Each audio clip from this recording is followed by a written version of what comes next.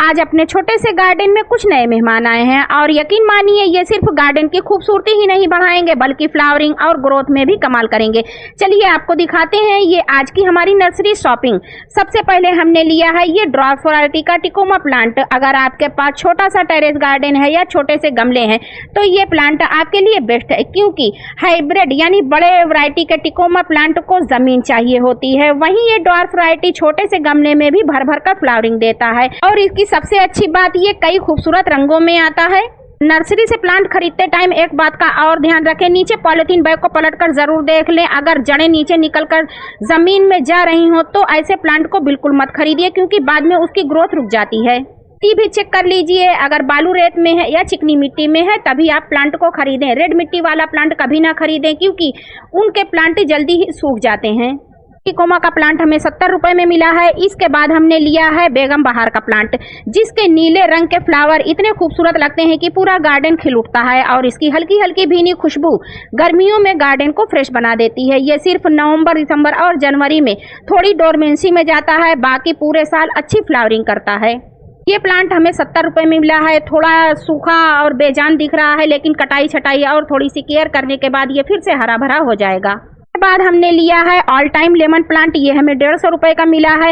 ऐसा नींबू का पौधा जिसमें आपको साल भर नींबू देखने को मिलते रहेंगे, लेकिन जब भी नर्सरी से प्लांट खरीदें एक बात का हमेशा ध्यान रखें, अगर नर्सरी से लाए गए प्लांट के पॉलिथीन बैग में छोटे छोटे से स्नेल्स यानी घोंघे दिखाई दें, उन्हें तुरंत हटा दीजिए, क्योंकि ये बहुत तेजी से पूरे गार्डन में फैलते हैं, प्लांट को नुकसान पहुंचाते हैं और फिर इन्हें हटाना आसान नहीं होता।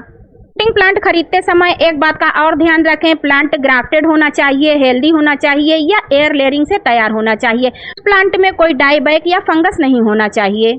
उसके बाद हमने एक प्लांट और लिया है जिसका नाम है क्लेथिया ट्रियो स्टार। ये हमें फ्री में मिला है, चाचा जी ने हमें ये फ्री में दे दिया है, जिसकी रंग बिरंगी पत्तियां इसे एक परफेक्ट डेकोरेटिव प्लांट बनाती हैं। और या शेडी एरिया में इनकी पत्तियां बहुत ही ज्यादा प्रीमियम लुक देती हैं। करते हैं उन दो खास ऑर्गेनिक फर्टिलाइजर की जिन्हें हमने परचेज किया है।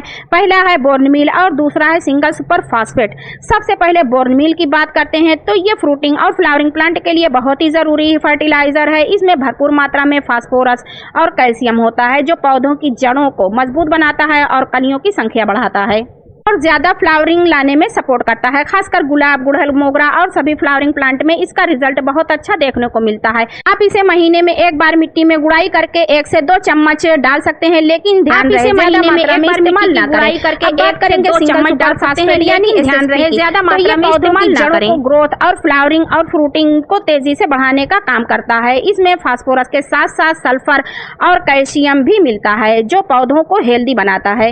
अगर आपके प्लांट में फ्लावर कम आ रहे हैं, कलियां झड़ रही हैं या जड़ें कमजोर हैं तो सिंगल सुपर फास्फेट बहुत ज्यादा फायदेमंद साबित हो सकता है। इसे भी आप महीने में एक बार मिट्टी में मिलाकर इस्तेमाल कर सकते हैं। तो फ्रेंड्स, आज की हमारी छोटी सी नर्सरी शॉपिंग में ये रहे कुछ खूबसूरत प्लांट्स और कुछ जरूरी फर्टिलाइजर्स।